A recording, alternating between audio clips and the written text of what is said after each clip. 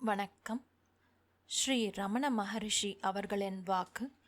பாகம் 6. நின் பாதம் சரண். சகலமும் நீதான், அனைத்தும் உன் செயல் என்று ஏற்கிற நிலையொன்று, அதுவே சரணாகதி. சரணடைந்தவனுக்கு சுயமாக விருப்பு வெறுப்பு என்று ஏதும் இல்லை. என் உடல், பொருள், ஆவி அனைத்தும் உனதே என்கிறோம். உண்மையில் அவையாவும் நம்முடையதுதானா? நமக்கு உரிமையில்லாதவற்றை நாம் எப்படி அளிக்க முடியும் அந்த இறைவனுக்கு? ஆக சரணாகதி வெள்ளப்பிள்ளையாரை கிள்ளி நைவேத்தியம் செய்கிற கதைதான். ரயிலில் போகிறவன் தன் சுமை என்பதற்காக பெட்டியை தலையிலேயே வைத்துக்கொண்டா பயணிக்கிறான்? சரணாகதிக்கு அழகு எல்லா பொறுப்பையும் இறைவனிடம் விட்டுவிடுவதுதான். சரணாகதி அடைந்த பின் இறைவனின் அருளை சந்தேகிப்பதில் அர்த்தமில்லை. இறைவனின் அருளை புரிந்து கொண்டால் மட்டுமே உண்மையில் சரணாகதி அடைய முடியும். சரணாகதியில் பேரம் இருக்காது.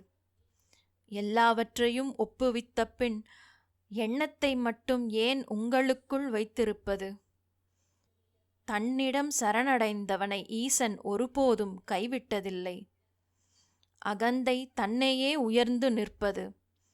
தன்னிலும் உயர்ந்த ஒன்றை உணர்ந்த பின் அது சரணடைகிறது.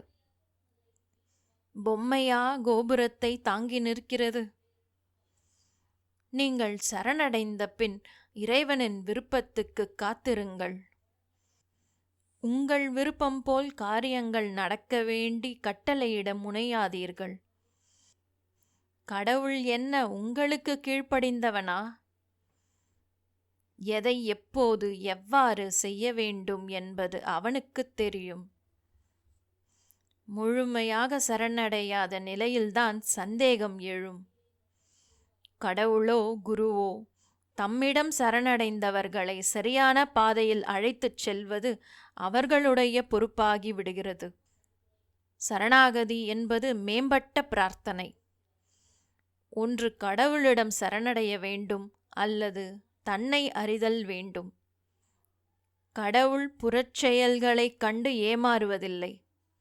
அவர் கருத்தில் கொள்வது உங்கள் அகந்தை முற்றாக அழிந்ததா, பாக்கி நிற்கிறதா என்பதைத்தான். அகந்தை உருகுவதே சரணாகதி. சரணடைவதோடு நம் வேலை முடிவடைகிறது. அதன் பிறகு ஒன்றைச் செய்வதும் செய்யாததும் அவன் விருப்பம். எல்லாமே இறைவனுடையது.